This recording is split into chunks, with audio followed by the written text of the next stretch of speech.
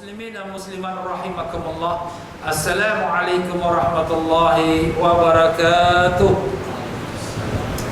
Alhamdulillah, syukur kita kehadrat Allah SWT dengan limpah kurnia taufik hidayahnya telah diperkenankan kita untuk sama-sama berada dalam rumah Allah. Jangan lupa kita beriktikaf. Nawaitu sunnatul i'tikaf fi hadzal masjid lillahi ta'ala. Sahaja aku berniat i'tikaf dalam masjid ini kerana Allah. Tuan-tuan dan puan-puan semua, apa khabar? Alhamdulillah, mudah-mudahan Allah panjangkan umur dalam sihat walafiat, disembuhkan semua penyakit, dikabulkan sekalian hajat, ditanamkan iman dan taqwa, dimatikan dalam iman, dalam Islam, dalam husnul khatimah dengan barakah syafaat Nabi sallallahu alaihi wasallam. Allahumma amin ya rabbal alamin. Alhamdulillah para jemaah sekalian, dalam 2 minggu yang lepas kita telah pun membicarakan daripada kitab yang dinamakan Kurnia Rabbani Limpahan Rahmani yang telah disusun oleh Sidi Syekh Abdul Qadir Jailani Qaddasallahu Sirruhu Aziz. Semoga Allah merahmati rohnya. Demikian juga yang telah diterjemahkan oleh almarhum Said Ahmad Semit. Semoga Allah merahmati rohnya dan menempatkan roh mereka semua dalam syurga Jannatul Firdaus. Amin. Dan semoga dengan rahmat Allah SWT, dengan barakah mereka, para ulama-ulama kita, Allah SWT membukakan pintu ilmunya kepada kita dan memberikan kita pemahaman kepada apa yang bakal kita bicarakan. Pada pelajaran yang lepas kita telah pun sampai di muka surat 111. Muka surat 111, di mana dalam pelajaran yang lepas kita telah mengatakan bagaimana Sidi Syekh Abdul Qadir Jailani Qaddasallahu Sirruhu Aziz memberi nasihat kepada kita supaya jangan memperdulikan kata-kata manusia. Selagi kita nak melakukan sesuatu amal dan taat, kita tidak akan disenangi oleh orang-orang sebahagian mereka, kerana itulah sifat manusia. Sedangkan mereka dengan Allah pun mereka tidak meredainya. Bagaimana manusia itu nak meredai kita, sedangkan kita pula hamba yang banyak dosa, yang banyak kelemahan dan kekurangan. Pokoknya di sini kita melakukan sesuatu ibadat dengan tujuan mencapai keridhaan Allah. Ilahi anta maksudi wa ridhaka matlubi, ya Tuhanku, engkaulah yang aku maksudkan dan keridhaanmu lah yang menjadi tuntutanku. Itulah tujuan kita. Bukan tujuan kita untuk mendapatkan nama, pujian, sanjungan daripada sesiapa pun.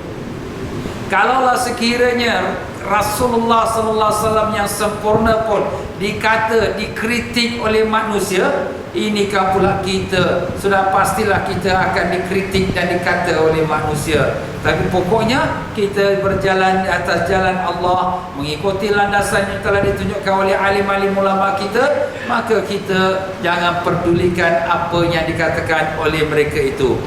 Demikian juga Sidi Syekh Abdul Qadir Jailani Qaddasallahu Sirruhu Aziz telah membicarakan tentang bagaimana orang yang jalan menuju kepada Allah Subhanahu Wa Taala, di mana Allah Taala telah bukakan mereka pintu-pintu rahsia, pintu-pintu ma'rifatnya. Maka sebahagian pada mereka itu, daripada pintu rahsia dan ma'rifat itu, Allah Subhanahu Wa Taala telah berikan mereka kekuasaan yang Allah zahirkan di tangan-tangan mereka. Seperti mana Nabi Musa alaihissalam, di mana Allah Subhanahu Wa Taala telah memberikan kekuasaan kepadanya, sehingga tongkat yang dipegangnya itu bila dilontar menjadi ular yang memakan semua ular-ular tukang sihir yang ada pada zaman Firaun itu. Maka inilah antaranya Allah Ta'ala berikan kepada kekasih-kekasihnya, bukan hanya sekadar ma'rifatnya, tetapi Allah berikan pembukaan rahsia beserta dengan kekuasaan. Mereka para ahlullah ataupun para wali-wali Allah, mereka tidak minta dan tidak bertujuan untuk dapat itu, tetapi itu adalah merupakan kurniaan Allah SWT. Sebagaimana Sidi Syekh Abdul Wahab Syarani rahimahullah ta'ala, antara karamah beliau ini, satu ketika beliau sedang melayar dalam satu bahtera di tengah sungai Nil. Tiba-tiba 9 ekor buaya yang besar-besar mengekori akan kapal ini, semua penumpang-penumpang dalam kapal tu sudah kecut perut dah. Macam mana ni kalau sekiranya buaya ni faham kami ni? Maka tiba-tiba Sidi Syekh Abdul Wahab Al-Sya'rani dia terjun dalam sungai Nil tu, dia kejar buaya tu. Subhanallah, bukan buaya makan dia kejar buaya tu. Allah Ta'ala berikan dia kekuasaan. Itu adalah antara karamah yang Allah beri pada kekasih-kekasihnya. Jadi begitulah dia muslim-muslimah rahimakumullah, antara para kekasih-kekasih Allah, selain daripada Allah membukakan kepada mereka pintu ma'rifatnya dan pintu rahsianya, diberikan dia kekuasaan di dalam tangannya. Maka pada malam ini menyambung daripada kata-kata tersebut, berkata Sidi Syekh Abdul Qadir Jilani Qaddasallahu Sirrul Aziz, semoga Allah mensucikan rohnya dan juga memanfaatkan ilmu kepada kita, amin. Katanya, jangan cuba kamu lari daripada Allah. Jangan kita cuba nak lari pada Allah. Kemana pun kita pergi, Allah bersama kita. Walaupun kita dalam peti besi pun Allah bersama kita. Walaupun kita bersendirian pun Allah bersama kita. Jadi kalau sekiranya Allah sentiasa bersama kita, kita pun sentiasalah bersama dengan Allah. Jangan kita lupa dan jangan kita lalai daripada mengingati Allah Subhanahu Wa Taala. Dalam kata-kata tersebut berkata Sidi Syekh Abdul Qadir Jilani Qaddasallahu Sirrul Aziz, wahai gulam, wahai budak, bila agaknya kau boleh bertukar dari kebijaksanaan kepada kekuasaan? Bila agaknya amalanmu akan menyampaikan kamu dengan kebijaksanaan itu kepada kekuasaan? Jadi di sini maknanya satu soalan daripada Sidi Syekh yang di mana mengatakan kepada kita, kebijaksanaan kita. Kalaulah kita nak melakukan sesuatu perkara, sekadar kebijaksanaan, dia tidak akan berhasil. Sebagaimana Nabi Musa AS, kalau sekadar bijak berbicara saja, dia tidak akan dapat mengalahkan tukang-tukang sihir itu. Tapi apabila Allah berikan dia kekuasaan, di mana tongkat itu menjadi ular dan tongkat itu memakan sekalian ular-ular tukang sihir, itulah dia Allah Ta'ala berikan dia kekuasaan. Dan itulah dia akan Allah beri kepada kekasih-kekasihnya. Tapi sudah tentulah ini adalah merupakan kata-kata yang mencabar kepada orang-orang yang jalan menuju pada Allah. Sampai bilakah kebijaksanaan kamu itu akan nanti bertukar menjadi kekuasaan? Memang kita tidak menuntut kekuasaan, bahkan kita juga tidak menuntut kebijaksanaan, tetapi itu merupakan sebagai anugerah Allah Ta'ala kepada kekasih-kekasihnya. Demikian pula, bila agaknya ikhlasmu dalam amalan itu akan menyampaikan kamu ke pintu pendekatan dirimu kepada Tuhanmu Azza wa Jal. Satu soalan lagi, keikhlasan kita, bilakah yang akan bawa kita kepada pintu Allah SWT, membawa kita kepada ma'rifat kepada Allah Ta'ala, membawa kita pada pengenalan kepada Allah Ta'ala? Soalan ini juga merupakan satu cabaran. Memanglah kita pun tak mengaku diri kita ikhlas, bahkan kita tahu diri kita banyak kelemahan dan kekurangan. Tetapi dalam arti kata yang lain, soalan itu mempunyai makna.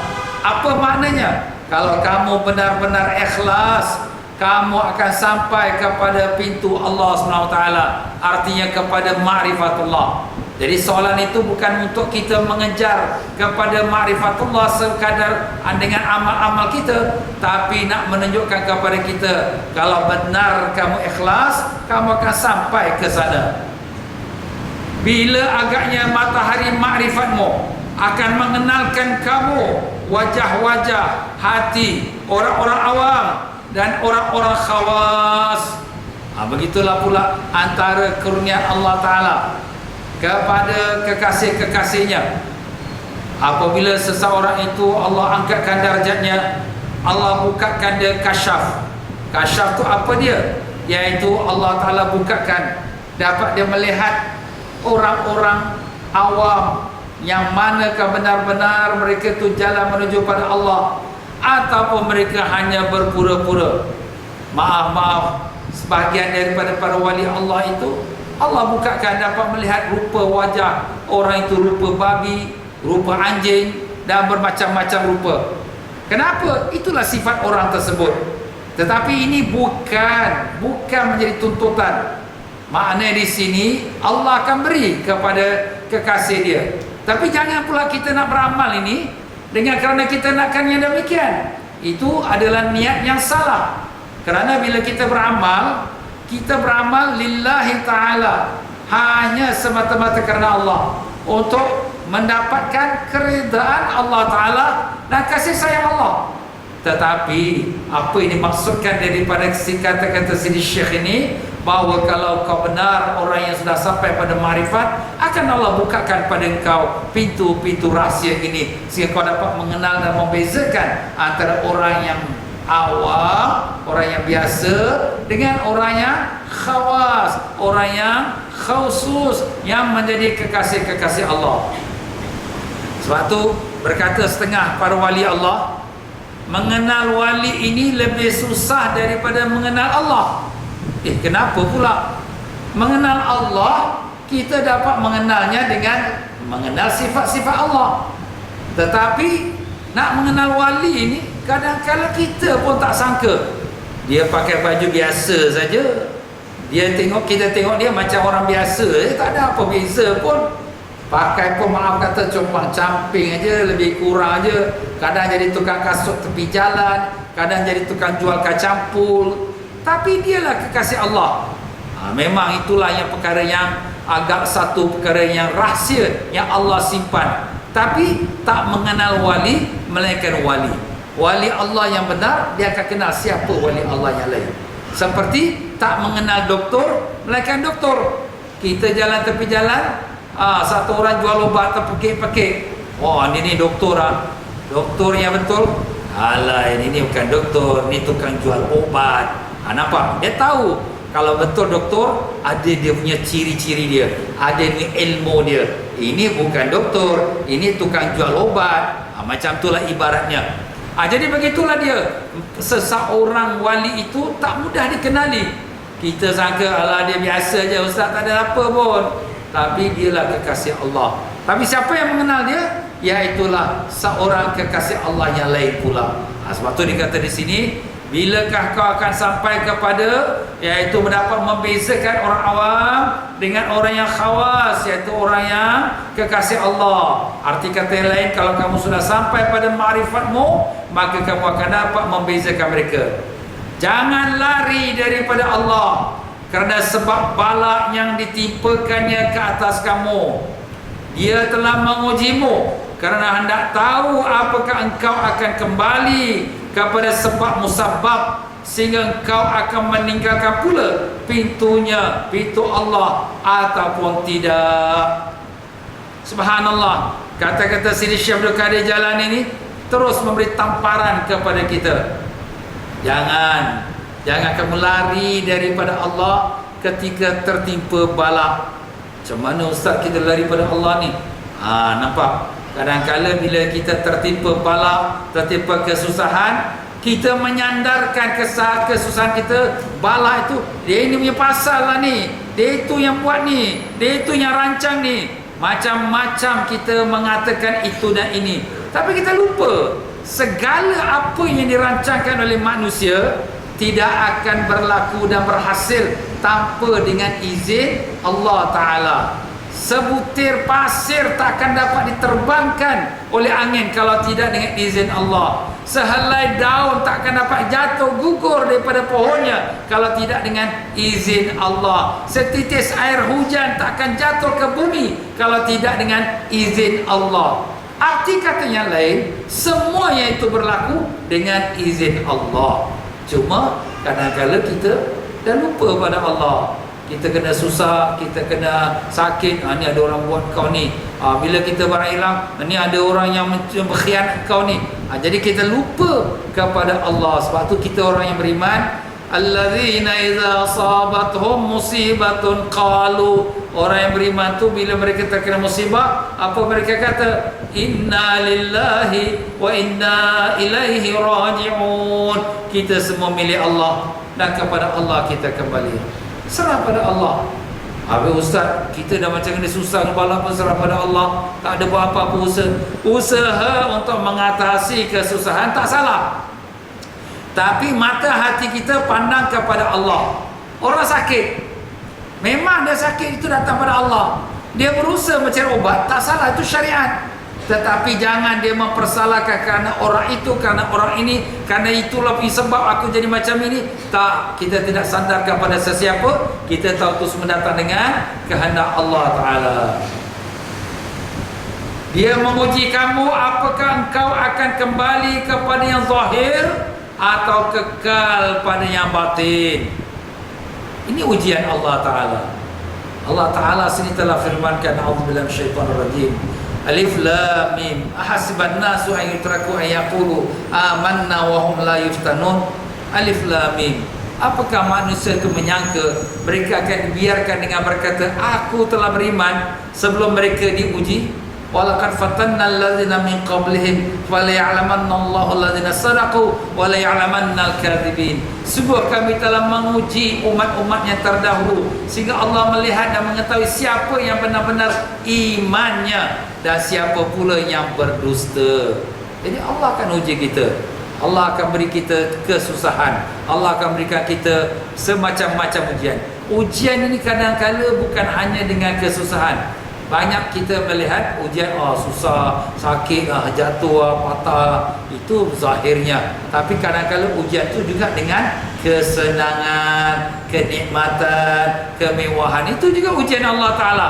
Kita lihat bagaimana Fir'aun, Allah uji dia dengan berikan dia kekuatan, kekuasaan. Allah beri pada Qarun harta yang begitu banyak melimpah ruah, sehingga dia terfitnah dengan harta dia itu. Begitulah juga kadang-kadang kita pun diberikan kita kesenangan, kemajuan, diberikan kita kekayaan. Ini juga adalah ujian Allah. Tengok sejauh mana kita berterima kasih pada Allah dan kita gunakan nikmat itu pada jalan yang diridai oleh Allah Ta'ala.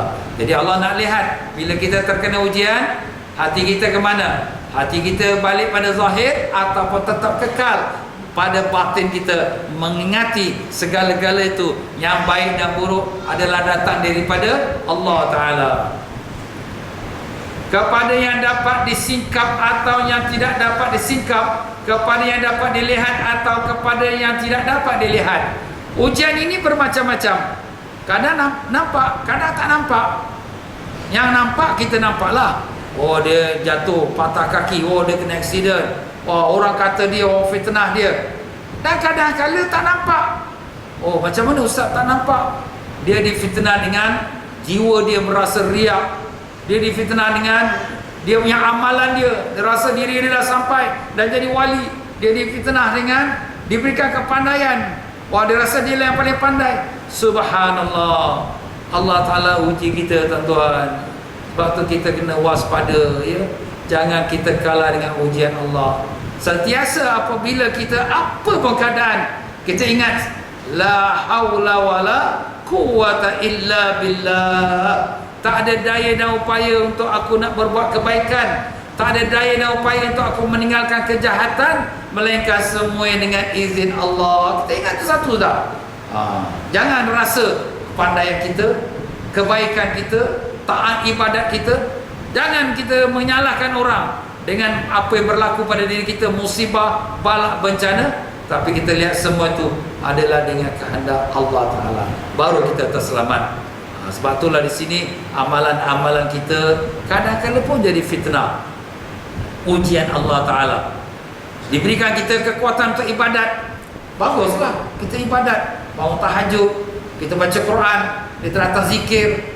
Tapi dalam masa yang sama itu ujian Allah. Nak tengok hati kita.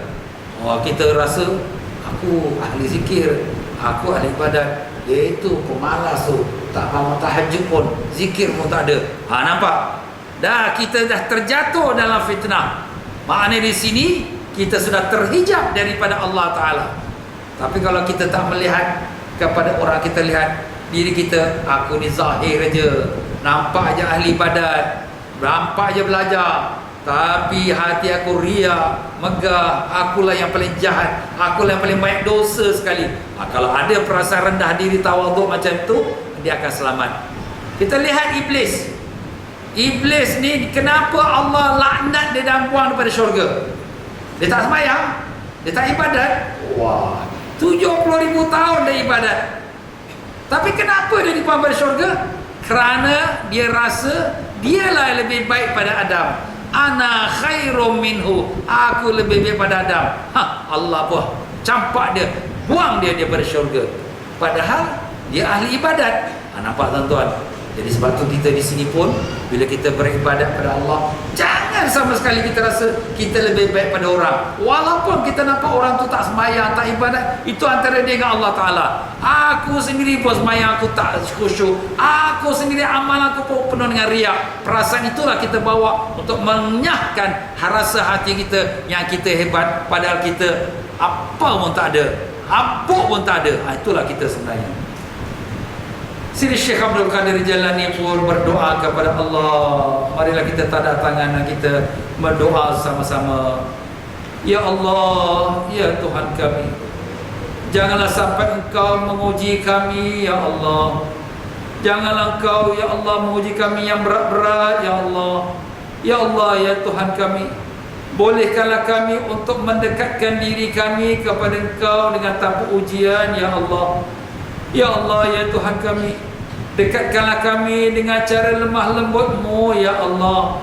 Ya Tuhan kami, biarlah kami dekat dengan-Mu dan tidak jauh, kerana kami tidak sanggup duduk berjauhan dengan-Mu, ya Allah, dan tidak sanggup menanggung bala yang menimpa kami, ya Allah. Maka kurniakanlah kami pendekatan kepada-Mu tanpa dikenakan kami api bencana. Dan kalau memang mesti dengan api bencana, maka jadikanlah seperti rayapan yang bertelur dan menetas di dalam api, sedang dia tidak merasakan bahayanya atau terbakar di dalamnya. Ya Allah, ya Tuhan kami, jadikanlah api itu ke atas kami seperti api yang membakar Nabi Ibrahim alaihissalam, yaitu Khalil-Mu, kekasih-Mu. Tumbuhkanlah di sekitar kami merumpun sebagaimana Engkau telah menumbuhkan di sekitarnya. Cukupkanlah kami segala keperluan kami sebagaimana Engkau mencukupkannya. Bantulah kami sebagaimana Engkau membantunya, dan peliharalah kami sebagaimana Engkau memeliharanya. Allahumma amin ya rabbal alamin.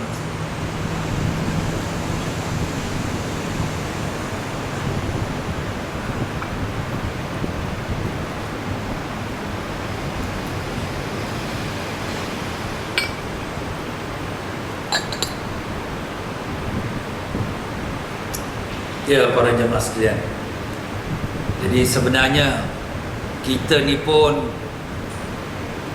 manusia tuan-tuan. Selagi namanya manusia, tak sunyi daripada salah silap, tak sunyi daripada melakukan perkara yang dilarang Allah atau tertipu dengan diri kita. Sebab tu Nabi Yusuf alaihissalam, walaupun dia seorang Nabi, dia sendiri pun mengaku, wa ma ubarri'u nafsi inna nafsal ammaratun bisu. Aku tidak memerdekakan nafsuku, maknanya aku tak percaya pada nafsuku. Sungguh nafsu itu sangat menyuruh pada kejahatan. Kita tak perasan kadang-kadang kita ditipu daya oleh nafsu kita, maupun dalam ibadat, maupun dalam kita terkena bala bencana, maupun kita terkena dengan kebaikan. Sebab tu di sini kita minta pada Allah Ta'ala, janganlah menjadikan ujian tu sebagai satu perkara yang menghalang kita mendekatkan diri kepada Allah Ta'ala. Dan kalau sekiranya Allah Ta'ala meredai kita dan mendekatkan kita kepadanya tanpa ujian, Allah Ta'ala punya hak, itu kuasa dia. Tak semestinya melalui ujian barulah seorang tu dekat pada Allah, tapi menjadi sunnatullah, menjadi satu acara Allah, bahawa apabila Allah nak mendekatkan seorang hamba dia, maka dia adakan ujian. Macam kita sekolah juga, kalau sekiranya budak ini nak dinaikkan darjah, ya, dia ada ujian. Lulus baru naik, tak lulus tak naik. Macam itulah kita pun sama. Cuma kalau Allah nak naikkan tanpa ujian, itu hak dia. Dan kita, walaupun kita ni maaf kata, na'udzubillah, kalaulah Allah Ta'ala campak kita dalam neraka, na'udzubillah, maka di sini yang lebih penting bukan neraka atau syurga. Yang lebih penting ialah rida Allah Ta'ala. Apa katanya Siti Rabi'atul Adawiyah? rahimahullah ta'ala, kalaulah Allah meridaiku dengan dicampakkan aku dalam api neraka, aku reda. Sebab tujuan dia ialah mendapat keredaan Allah. Jadi kalau Allah campak aku dalam neraka dan Allah reda, aku reda. Bukan kerana syurga, tak ada, tapi nak reda Allah Ta'ala. Nabi Ibrahim AS dicampak dalam api, walaupun bukan api neraka, tapi api dibakar oleh Raja Namrud. Nabi Ibrahim reda. Sampai datang malaikat Jibril nak tolong Nabi Ibrahim. Nabi Ibrahim kata, tak, aku taklah harap pada engkau. Dan Jibril kata, nak tak, aku beritahu pada Allah. Nabi Ibrahim kata, tak payah, Allah Ta'ala dah tahu dah apa yang berlaku pada diriku. Dia reda apa yang nak berlaku, nak terbakar ke, nak mati ke. Kalau ini kehendak Allah, ini takdir Allah untuk aku reda. Hasbi Allah wa ni'mal wakil. Memadailah aku dengan Allah sebagai sebaik-baik wakil. Itulah dia Nabi Ibrahim AS. Jadi begitulah juga kita pun, kita reda dengan Allah, kita serah diri kita pada Allah.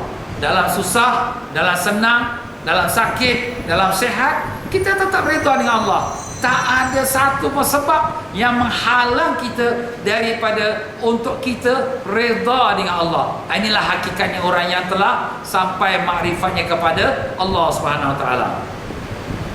Nabi Ibrahim AS telah menemui Rafiq. Rafiq itu maknanya teman, ya, sebelum jalan. Dalam hadis Nabi sallallahu alaihi wasallam sebut, ar-rafiq qabla tariq. Carilah teman sebelum kamu berjalan. Jadi kalau kita nak musafir, sebelum nak musafir, cari teman. Kenapa? Sebab kalau dalam perjalanan kita jatuh sakit, kita dalam kesusahan, ada teman boleh membantu. Jadi itulah antara pesanan Nabi sallallahu alaihi wasallam. Begitulah pula orang nak jalan menuju kepada Allah, carilah teman. Teman tu mungkin sahabat dia yang dapat mengingatkan dia, atau guru dia yang dapat menasihati dia. Tetapi Nabi Ibrahim AS, teman dia ialah Allah Ta'ala.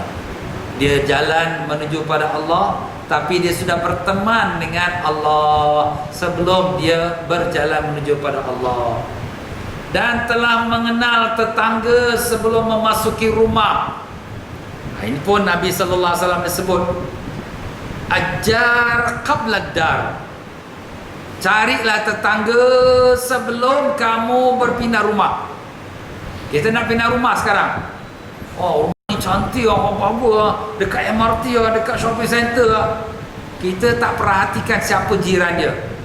Kita hanya tengok rumah tu saja. Kita pun beli. Lepas dah duduk, baru kita tahu sebelah rumah kita ni asyik bergaduh siang malam laki bini. Sebelah lagi satu asyik buang sampah depan pintu rumah kita. Kita pun rasa lama duduk rumah ni macam duduk dalam neraka lah. Macam ni jiran. Nampak? Sebab tu Nabi kata ajar qabla dar.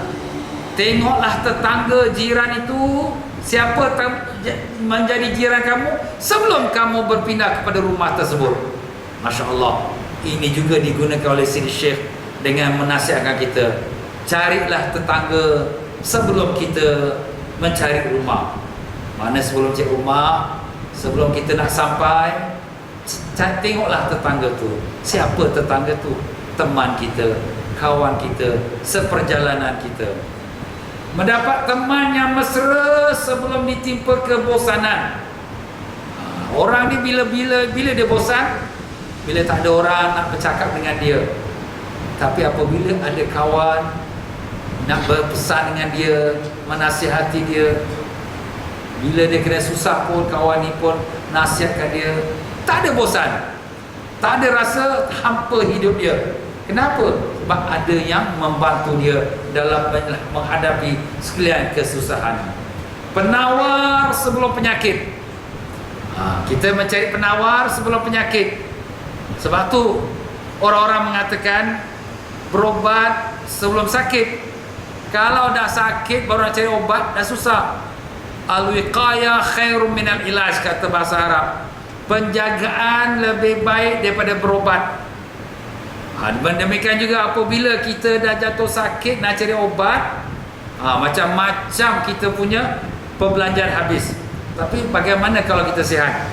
Jaga kesihatan kita supaya tidak terkena pada penyakit. Tapi kalau terkena juga, itulah takdir Allah Ta'ala. Begitulah juga kita di dalam hidup kita. Sebelum kita terkena dengan kesusahan ujian Allah maupun ujian zahir atau batin, sediakan diri kita, buatkan perisai, buatkan tembok, supaya sekalian ujian itu tidak menggugat kekuatan iman rohani kita. Ini perlu. Macam mana Ustaz kita nak buatkan tembok defend kita, pertahanan kita? Pertahanan kita, defend kita ialah dengan kita berada di samping Allah Subhanahu Wa Taala. Macam mana kita nak ada di samping Allah? Kita banyak menyebut Allah Ta'ala. Sebab tu dalam Al-Quran Allah mengatakan, ala bizikrillahi tatma'innul qulub. Ketahuilah dengan berzikir pada Allah menenangkan hati. Siap kita punya defend kita, pagar kita. Apabila datang musibah, apabila datang masalah, apabila datang sesuatu fitnah, kita pun hati kita tetap inna lillahi wa inna ilaihi rajiun. Tidak gopoh-gapah. Orang yang tak ada tembok defend dia, bila datang, maaf kata, babi hutan datang, datang kuda yang melompat, datang musuh, habis masuk ceroboh semua dalam pagar kita. Sebab apa? Tak kuat dia punya pagar dia. Itulah dia tuan-tuan. Kita kena siapkan pagar kita.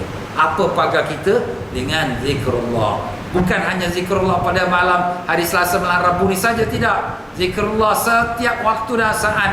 Apa Allah Ta'ala kata? Ya ayyuhallazina amanu dzkurullaha dzikran katsira. Wahai orang beriman, banyakkanlah kamu berzikir pada Allah dengan zikir yang banyak.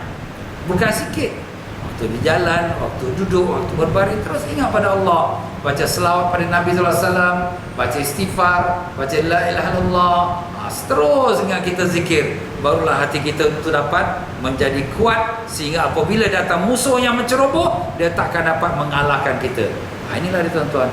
Allahumma ya Allah, ya Tuhan kami, kuatkanlah iman kami dan takwa kami ya Allah. Kami tahu kami lemah ya Allah. Kami tahu kami banyak dosa ya Allah. Kami tahu kami hati kami, jiwa kami kosong ya Allah. Kami tahu kami tak kuat untuk menghadapi cobaan-cobaanmu ya Allah. Ya Allah, janganlah kau mencuba kami yang berat ya Allah. Janganlah kau biarkan kami dikuasai nafsu dan syaitan ya Rahman. Bantulah kami ya Allah. Berilah kami kekuatan untuk menjalani hidup ini seperti apa yang kau kehendaki ya Allah. Engkaulah menjadi tuntutan kami ya Allah. Keridhaan-Mu lah yang kami cari ya Allah. Berikanlah kami keridhaan-Mu dan kasih sayang-Mu dengan keberkahan syafaat Nabi kami Rasulullah sallallahu alaihi wasallam. Allahumma amin ya rabbal alamin.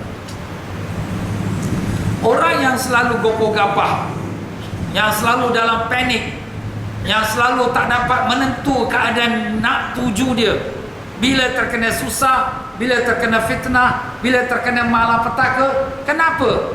Sebab hati dia, jiwa dia tidak ada pagar. Sebab hati dia, jiwa dia kosong. Jadi apabila gelas tu kosong tuan-tuan, tuanglah air ke, maaf kata sampah ke, kotoran ke, dia masuk. Sebab kosong. Cuba kalau gelas dia penuh, takkan dapat masuk. Dia kalau masuk, dia tumpah, dia keluar. Sebab gelas sudah cukup penuh. Begitulah hati kita. Kalau hati kita kosong, dia akan masuk semua. Apa juga yang berlaku keliling kita, susahlah Ustaz. Hidup ni macam-macam masalah lah. Ini masalah rumah tangga, ini masalah ekonomi, ini masalah kerja, masalah. Dia hanya mengomel cerita masalah. Dia tak ada cerita hak Allah. Ya syukurlah Allah Ta'ala bagi aku rezeki, syukurlah Allah Ta'ala bagi aku sihat, syukurlah Allah Ta'ala bagi aku dapat belajar agama. Tak ada. Dia cuma cerita masalah saja. Pasal apa? Pasal jiwa dia kosong. Jadi kita boleh tanya diri kita juga, macam mana diri kita sekarang ni? Aku ni baru Allah cuba macam ini, dah aku ni dah tak tahan dah. Dah aku ni kalah. Aku kata orang tu, kata orang ni. Inilah Ustaz cakap betul lah, hati aku ni kosong. Kalau kita dah tahu kita hati kita kosong, isikan dengan zikrullah. Jangan dibiarkan kosong terus ya. Rumah yang kosong selalunya masuk ular, masuk kalajengking. Tapi kalau rumah tu dah ada penduduknya, dia jaga rumah tu baik, tak ada ular pun datang, kalajengking pun tak datang. Pasal sudah ada penghuninya yang baik. Dan siapkanlah sabar sebelum bala. Masya Allah.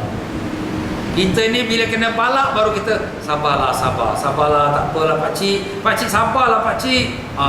Sebenarnya sabar ni dia menjadi sifat, bukan mendatang, tapi sudah sedia ada. Sifat kita macam mana? Sifat sabar. Apabila kita terkena susah apa-apa pun, kita tenang, kita sabar. Bukan dah kena susah kita pun dah marah, kemudian tak apalah, aku sabar. Itu bukan sabar. Satu masa Nabi SAW lalu di tepi seorang perempuan yang sedang menangis di perkuburan anaknya. Anaknya baru meninggal. Nabi pun kata, "Makcik, sabarlah makcik." Apa kata perempuan tu? "Kau tak tahu macam mana aku rasa. Kau tak kena macam mana aku kena." Nabi pun jalan tinggalkan dia. Kemudian orang datang, "Makcik tahu siapa yang tadi tegur makcik?" "Tak tahu." "Itulah Rasulullah sallallahu alaihi wasallam." Rasulullah? Dia pun terkejut. Dia kejar Nabi. "Ya Rasulullah, aku terimalah nasihatmu ya Rasulullah untuk sabar." Nabi kata, "As-sabru inda sadamatil ula." Sabar itu pada saat pertama kita terkena. Nampak? Saat pertama kita kena langgar, saat pertama kita jatuh, saat pertama orang kata, saat pertama anak kita mati, kita sabar, kita redha.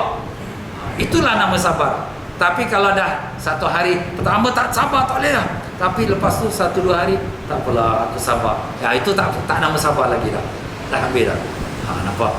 Jadi macam tu. Jadi kita siapkan sabar itu sebelum kita terkena bala. Maknanya kena ada sifat ini hidup dalam jiwa kita. Dia bukan mendatang, tapi dia adalah darah daging kita. Dan siapkanlah redha sebelum qada.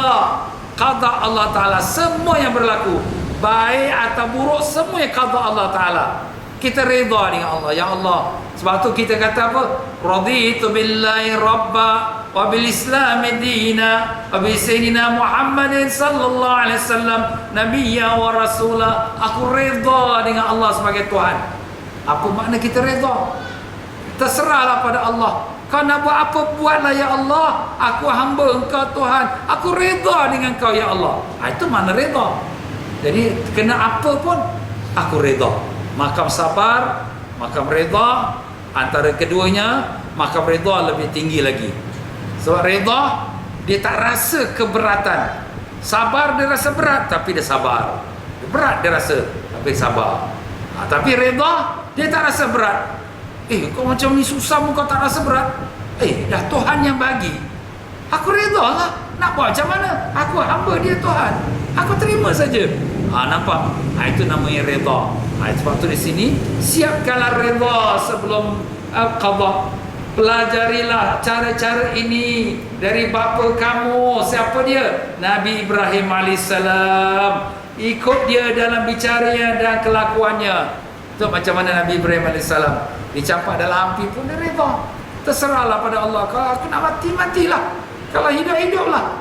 Apa Allah nak takdirkan, aku terima saja. Hasbi Allah wa ni'mal wakil. Aku serah pada Allah sebagai Tuhannya, sebaik-baik wakil. Subhanallah. Sebab itulah Nabi Ibrahim AS dia ada gelarannya special. Dia gelarannya ialah Khalilullah. Khalil itu dari segi bahasa teman, tapi teman yang karib, teman yang sangat rapat, dan dia juga dinamakan kekasih Allah. Sebab tu di sini tuan-tuan dan puan-puan ya, kalau kita pergi ke Palestin, kalau kita ziarah tempat Nabi Ibrahim AS makamnya, bandar tu dinamakan Khalil. Orang-orang Arab sana panggil Khalil, orang-orang Yahudi panggil Hebron.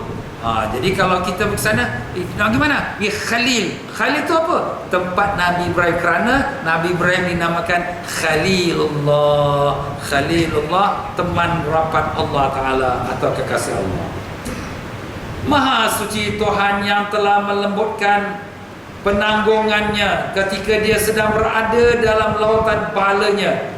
Nabi Ibrahim AS walaupun duduk dalam lautan api, tapi Allah telah meringankan dan melembutkannya. Dan dia Allah memerintahkan supaya berenang di dalam lautan bala itu. Bahkan dalam lautan bala, mana dalam lautan api, Nabi Ibrahim bersenang lenang, sehingga diriwayatkan bahawa Nabi Ibrahim AS duduk dalam api itu selama 40 hari. 40 hari. Dan apabila setelah selesai 40 hari, api masih membakar lagi nih. Api yang besar sekali. Besarnya api itu, dia dikumpulkan kayu api itu selama sebulan oleh seluruh rakyat. Rakyat negeri itu kumpulkan sampai menjadi satu gunung yang tinggi. Macam mana kayu itu kayu api, macam mana api dia lagi? Macam itulah Nabi Ibrahim duduk dalam api itu selama 40 hari.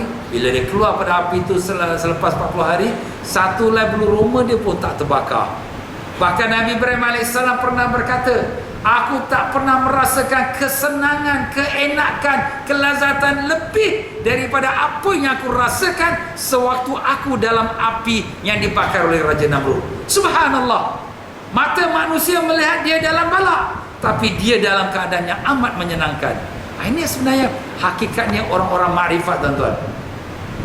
Orang makrifat, orang yang sudah mengenal Allah, bila dia kena sakit, dia kena susah, kita kata kesian, dia susah dia, tapi dia rasa senang. Kenapa? Sebab Allah beri dia hadiah.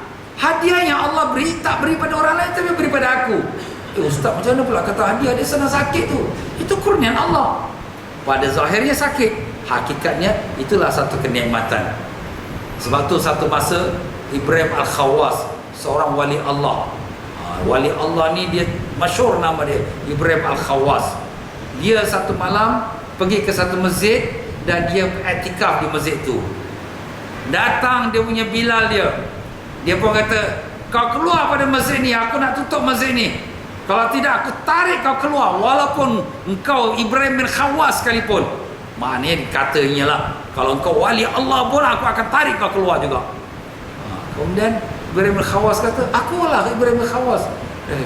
Orang muja ni atau Pak Bilal dah tak sanggup lagi, dia degil orang ni, dia tarik, jatuhlah 3 anak tangga, pok pok pok. Kemudian apa kata Ibrahim bin Khawas? Wallahi demi Allah, tidak terasa nikmatnya lebih besar daripada saat aku jatuh tangga masjid dibuang oleh Bilal masjid itu. Mana bila dia jatuh tu, pada zahir kita nampak sakit, tapi pada masa itulah Allah bukakan makrifat. Subhanallah. Sebab tu di sini tuan-tuan dan puan-puan, beza orang yang hati dia kosong, bila terkena susah, banyak dia cerita masalah, susah, sakit. Tapi orang yang hati sudah dipenuhi dengan Allah, walaupun pada zahir orang tengok sakit, susah, dia senang, dia lazat, sebab dia sedang bersama dengan kekasihnya Allah Subhanahu Wa Taala. Allahumma ya Allah, bukakanlah pintu ma'rifat-Mu kepada kami, pimpinlah kami ke jalan yang Kau ridai. Janganlah Kau biarkan kami ditenggelami dengan dosa, ya Allah. Kami tak kuat, ya Allah. Kami tak mampu menghadapi cubaan-cubaan yang berat, ya Allah. Berikanlah kami kekuatan untuk menjadi hamba yang Kau ridai, ya Allah. Pimpinlah kami, kasihanilah kami, tolonglah kami, ya Arhamar Rahimin, dengan keberkahan syafaat Nabi sallallahu alaihi wasallam. Allahumma amin ya rabbal alamin. Ya tuan-tuan dan puan-puan rahimakumullah. Dan dia memerintahkan supaya berenang di dalam lautan bala itu, lalu dibantunya. Dia juga menyuruhnya menggempur musuh sedang dia berada di muka musuh di atas kudanya. Allah SWT bila perintahkan kepada hamba dia, sebenarnya Allah nak menguji kita. Memerintahkan para sahabat-sahabat, para prajurit-prajurit Islam, bila nak mengembangkan Islam, mereka berhadapan dengan Roman, dengan Parsi, tapi Allah Ta'ala berada bersama-sama mereka, bersama-sama orang yang beriman itu, membantu mereka. Sebab apa? Sebab Allah nak melihat sejauh manakah orang-orang yang benar-benar imannya, yang teruskan perjuangannya ataupun yang mundur dan lari ke belakang. Allah nak melihat keimanan mereka. Dialah menyuruhnya mendaki ke tempat tinggi, padahal kedua belah tangan terikat di belakang punggungnya. Disuruhnya mengajak manusia supaya makan bersamanya, sedang nafkah itu ditanggungnya sendiri. Inilah dia kelembutan batin yang tersembunyi. Nabi Ibrahim AS antara sifatnya, dia tidak akan makan kalau tidak ada tetamu yang bersama-samanya.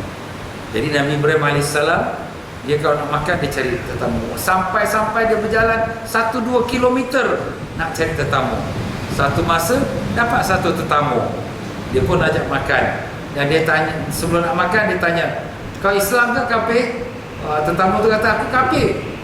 Nabi Ibrahim kata, kalau kau nak makan kau masuk Islam dululah. Tetamu kata, okey kalau gitu aku tak payah makan lah. Dia jalan keluar. Malaikat Jibril turun, hai Ibrahim, Allah Ta'ala beri makan pada semua orang. Yang Islam, yang kafir, semua Allah bagi. Engkau baru sekali nak bagi makan, kau tanya ni Islam atau kafir? Malu Nabi Ibrahim AS. Kejar orang tu balik, jemput sila makan. Tak payah masuk Islam, tak apa. Nampak tuan-tuan, Allah Ta'ala jadikan Nabi Ibrahim ni orang yang kasih sayang, yang kalau dia silap ditegurkannya. Tapi itulah dia, Masya Allah, pemurah orangnya. Berikan makan pada orang ramai, berikan makan pada tetamu-tetamu. Itulah sifat Nabi Ibrahim AS. Dan dengan itu kita berhenti pada jangan banyak berungut dengan takdir. Wallahu a'lam.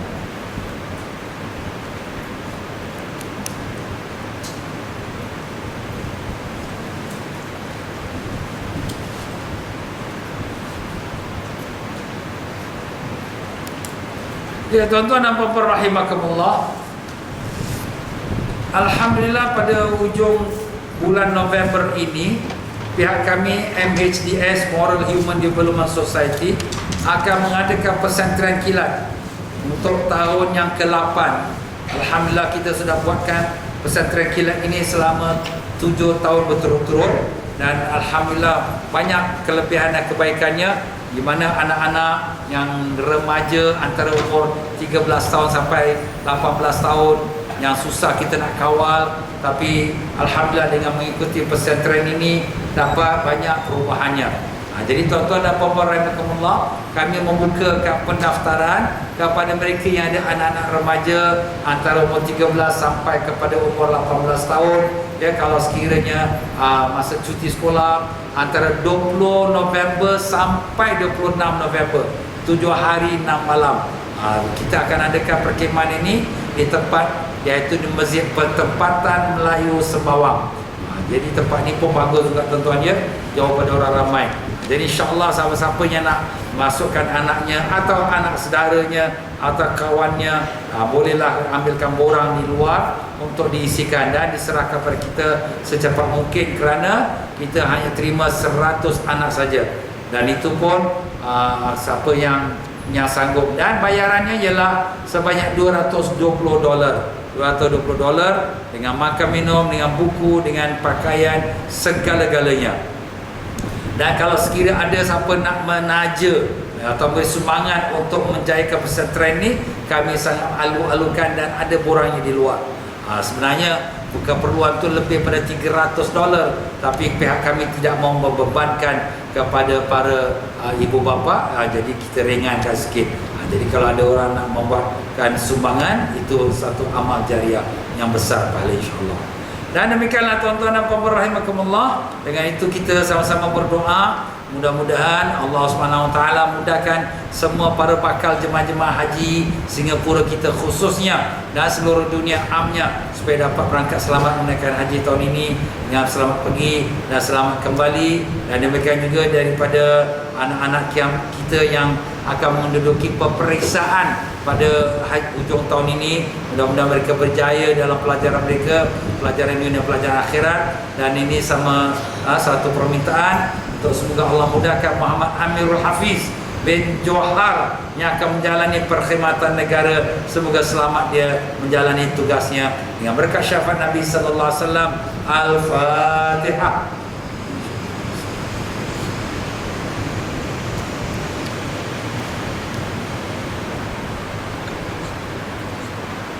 Marilah sama-sama kita istighfar, minta ampun kepada Allah. Astaghfirullahaladzim, Astaghfirullahaladzim, Astaghfirullahaladzim. Subhanakallahumma wa bihamdika, ashhadu an la ilaha illa anta, astaghfiruka wa atubu ilaik. Wabillahi taufiq wal hidayah. Wassalamualaikum warahmatullahi wabarakatuh.